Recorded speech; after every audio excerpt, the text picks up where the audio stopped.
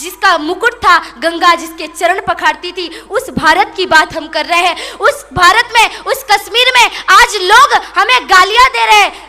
मैं एक बात कहूँ, मुसलमान के सामने आप उसके धर्म को गाली दे दो, भले वो नमाज ना अदा करता हो, भले वो अल्लाह ताला को ना मानता हो, लेकिन अगर मुसलमान के सामने उसके धर्म को गाली दोगे तो वो कभी चुप नहीं रहेगा। ईसाई के सामने उसके धर्म की आलोचना करोगे तो वो चुप नहीं रहेगा। लेकिन हम कितने कायर बन चुके हैं, हम कैसे बन चुके हैं, हमें एक नहीं होते कि हमको हमारे सामने कोई हमारी भारत माता को गाली देके चला जाता है और हम चुपचाप सुनते रहते हैं। ऐसा लगता है जैसे हमारे अंदर से सिर्फ हमारे अंदर बल नहीं रह गया। याद करिए अपनी शक्ति को, याद करिए अपने पराक्रम को। आपको आज इकट्ठा होना पड़ेगा, आज आपको मिलना पड़ेगा। हम बिखरे हुए हैं, एक हिंदू ही एक हिंदू को काट रहा है।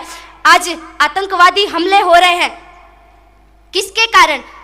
मुसलमान, ईसाई, मैं किसी का नाम नहीं लेना चाहती, आप सब जानते हैं कि इन आतंकवादी हमलों के पीछे कौन है। लेकिन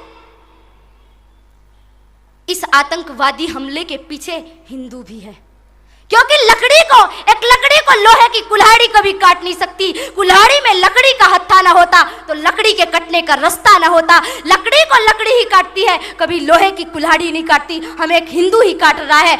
हमारे देश के नेता अपने वोटों के लिए, नोटों के लिए लड़ रहे। आज मैं यहाँ पे आप लोगों के सामने आई हूँ, मुझे सत्ता का लोभ नहीं, मुझे नोटों का लोभ नहीं, वोट का लोभ नहीं, मुझे किसी का भी लोभ नहीं। मुझे राजनीतिक पद, सत्ता, नोट, वोट और सम्मान कुछ भी नहीं चाहिए। मैंने पांचों चीजों का परित्याग कर दिया। मुझे सिर्फ इतना चाहिए कि मेरी आवाज आपकी आवाज बने, मेरी मुख से निकले हुए शब्द आपके शब्द बने। हो गई है पीर पर्वत सी पिघलनी चाहिए, इस हिमालय से कोई गंगा निकलनी चाहिए। सिर्फ हंगामा खड़ा करना मेरा मकसद नहीं, मेरी कोशिश है ये सूरत बदलनी चाहिए। मेरे सीने में न सही, तेरे सीने में सही, हो कहीं भी आग, लेकिन आग जलनी चाहिए। आज अपने हृदय की उस ज्वाला को, उस अग्नि को प्रज्वलित करिए। पहचानिए कि हम कौन है, हम किसके वंशज है। जानिए कि हम कौन है।